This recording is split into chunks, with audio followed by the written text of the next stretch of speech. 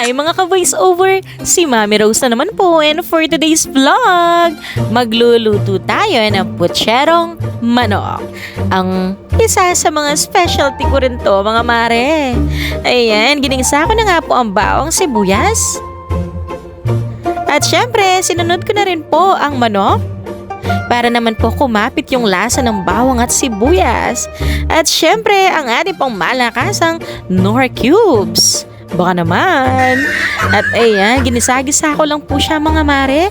At pagkatapos nga po niyan, inilagay ko na po ang saging at ang patatas na pinrito ko na po kanina para po hindi po sila gaanong matigas.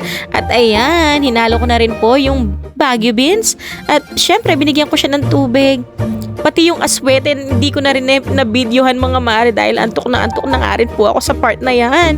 At tinakpan ko na nga po siya. At ayan, nilagay ko na po yung pechay. At syempre, pampalasa. Ajinomoto, baka naman. At sinunod ko na rin po ang repolyo. Iyan ang favorite ko. At ayan, malapit na pong maluto ang ating putserong manok. O, diba? Kulay pa lang. Masarsang masarsa na.